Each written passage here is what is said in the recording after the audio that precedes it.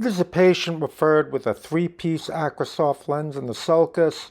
She has terrible glare because the iris transilluminates and the edge reflects light. She also has a bit of an UGG syndrome. So the plan here is to do a pars plana vitrectomy, replace this lens, and fix the iris. When I inspect, I can see the lens is in the sulcus, and there's a large, about 120-degree gap of missing anterior and posterior capsule where there was a radial tear. So I put in iris retractors, and I'm bringing this IOL up into the anterior chamber where I can get at it to remove it. Now, this patient has already been extensively vitrectomized, but I've put in trocars for control and also to do more vitrectomy if I'm going to be doing Yamane.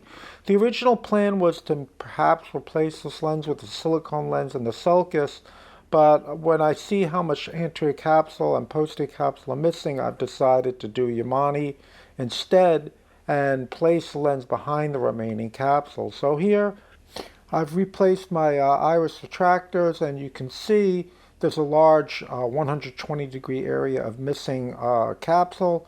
So I'm going to complete the vitrectomy, and even though this patient had a pretty extensive anterior vitrectomy, there's still a lot of vitreous behind the iris in the area where I'm going to be doing Yamane, and I would like to remove all of that before I start passing my needles and docking haptics so that I have a safer procedure. Here I'm injecting my AR40 implant. I'm going to pass my 30-gauge needle under the anterior and posterior capsule that's remaining, dock my first haptic within the 30-gauge TSK needle. And once this is secured, I've got about 2 to 3 millimeters of haptic within the needle. I'm going to put the second haptic into the anterior chamber for easier manipulation. Push the lens away from me so I can grab the haptic at the appropriate point, so I can dock the haptic within the needle with better control without damaging the haptic. I'll now rotate the lens by externalizing both needles at the same time, which pulls the haptics out. I melt the haptic into flanges and push them into the scleral tunnels, making sure that conjunctinons are freely mobile over them. I can now focus on doing my iris repair. I remove viscoelastic from the anterior chamber, inject myocol to bring the pupil down as much as possible, and now I'm going to inspect and figure out where I'm going to suture to close the transillumination defect. Here I'm using a CTC6 needle with tenoproline, and the iris is very thin and friable, so figuring out where to make my passes is really critical.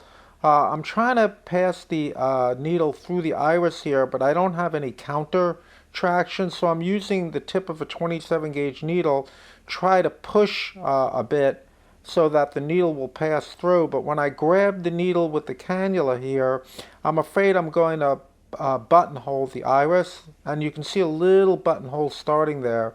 So what I decided to do is switch to viscoelastic. This is Viscoat with the 27-gauge cannula, and I'm going to inject to flatten out the iris, as that will provide counter traction so I can pass the needle through that iris safely and then grab it with the cannula and pull it out without pulling out bits of iris with the cannula, which would cause it to shred. So now I've got my needle coming all the way out. I do a 4th-row tie and pull the knot down and grab the knot from the inside, as you see here.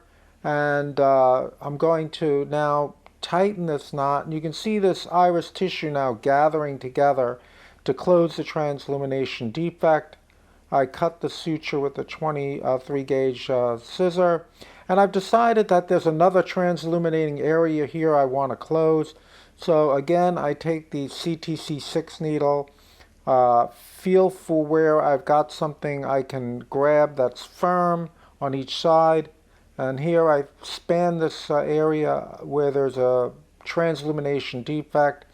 I'm going to use a 27-gauge cannula to pull the needle out through my main incision, and then I use a slip knot to tie the suture and pull this into the eye and close this area of transillumination. The suture's cut with a 23 gauge scissor.